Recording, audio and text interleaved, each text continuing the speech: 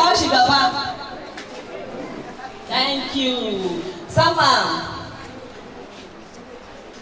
Ina wanda ya taba gani da jirgi na juyawa. How the plane is turning. The plane turns like this. Aha. So the plane will soon land. Will soon land. Will soon land. Thank you. Sit down, sit down. Time. I want to say here, our team this year is closing the gap, breastfeeding support for all. It has been observed that in Nigeria, we only have 30% of women that are doing exclusive breastfeeding. Abunda nake gaya ma mama shine a Nigeria nan fa mata ba mu yadda mu shayar da yaran mu da ruwan nono na wata 6 da aka ce a shayar da yara ba kada a bada ruwa, kada a bada ruwan magani. Wa'ansu kuma ba mu jira yara sai sun yi ciwo kamin mu ba su ruwan magani. Zana na aifa kawai sai a gudu da su gidan masu ba da maganin gargajiya. Abin da ake faɗa shine in mace ta aiku wata 6 na farko ruwan nono zalla. A Nigeria kuma da yawan mu ba mu yi. Wa'ansu suna da dalilai da yawa, different reasons why they don't want to breastfeed their children exclusively. And some will win them for one reason or the other. So this year, but we've been able to achieve it because Indonesia gave us a challenge. They had 210,000 women breastfeeding at the same time. But this year, during our opening ceremony, we were able to put 310,000 women on the breast for 1 minute. So we were able to close the gap. And then we are also saying that breastfeeding support for all. Thank God that in your team today we have also men. We have other people that will support their family. Take your antenatal seriously because it's good for you to come for antenatal. And then it's good for you to take the drugs that doctor described for you. Don't dump your drugs. Take it so that it will help your baby and you yourself. Abunda nake kokarin kari a nan shine zuwa awo yana da kyau ga mace mai juna biyu ta sha maganin da likita ya rubuta mata kada ta je ta ajiye shi ta sha zai taimake ta da babin da ke tare da ita. Bayan so kun an ba ku maganin sai ku je ku ce yana wari ba za ku sha ba, to yana da amfani sosai. Eat your food like medicine and also take your supplement as prescribed. What I'm trying to say here is that what food serves like the fuel of the body. Without that fuel, the body will not function properly. Just like a car. If a car does not have fuel or gas, will the car move from that position? No. The same thing the food does in your body. Same thing as the supplement you're being given during antenatal is very, very important for both you and your baby, either during the pregnancy period or even after delivery.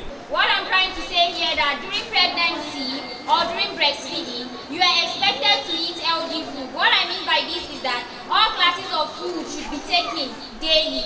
You are to eat foods that will give you energy, that will help the growth of your baby, that will protect your baby from getting sick or being attacked by any kind of illness at all. And it will even provide you blood. These foods can be get from your rice. The one to give you energy can be gotten from your rice, your spag, your bread. The one that will help your baby to grow can be gotten from your fish, your meat, your egg. The one that will immunize that will fight diseases can be gotten from vegetable and fruits.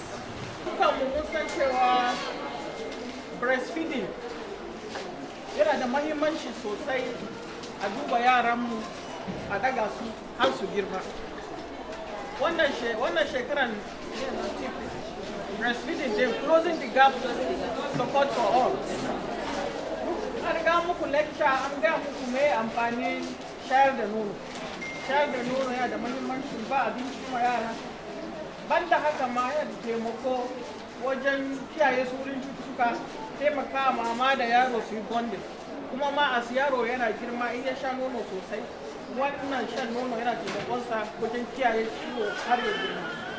So I'm sure duk cikin wannan lecture sun gaya mu.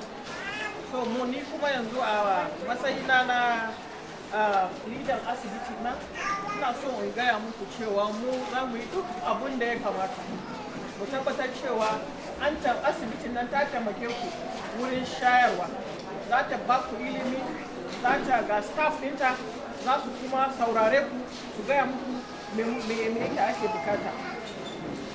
Su wayanda suka decide za su breastfeeding za mu gode mu gaba ɗaya exclusively. Breastfeeding yana da wuya kuma yana da reward.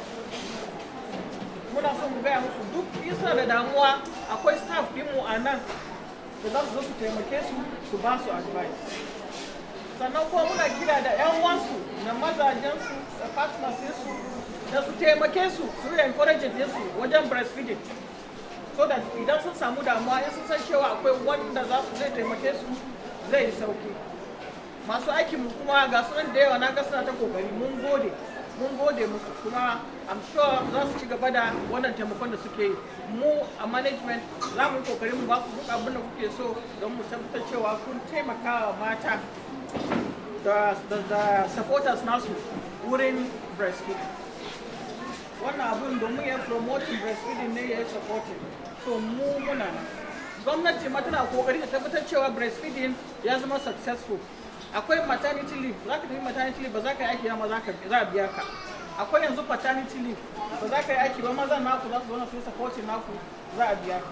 Kuma muna kokarin mu tabbatar cewa akwai space wanda matan da take breastfeeding za ta je ta zauna ta samu ta yi breastfeeding yaronta ba damuwa. Sannan kuma akwai flexible working hours ba wanda suke aiki suna breastfeeding ana ga kamar awa daya ana ba su tafi don su breastfeeding. So duk wannan abubuwan da gwamnati take yi ne ta tabbatar cewa an yi supporting mataye masu breastfeeding. Mu kuma za mu taimaka, za mu ci gaba. Mu kuma muna urging naku duk Allah in aka aihu ai kokari ai breastfeeding. Muna nan mu taimake ku kuna da problem.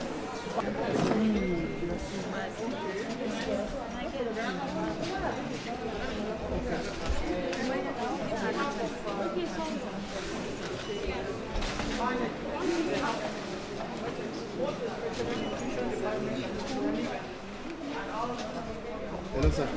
Hello, sir.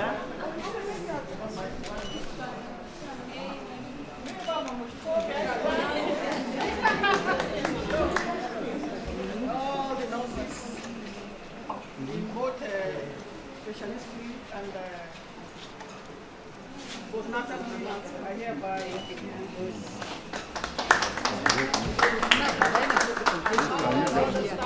have been supporting the press, the protocol, and so on and so forth. The theme for this year is Closing the Gap, Breastfeeding Support for All. When we say closing the gap, it is known that in Nigeria we have a lot of women that don't do the right thing when it comes to breastfeeding.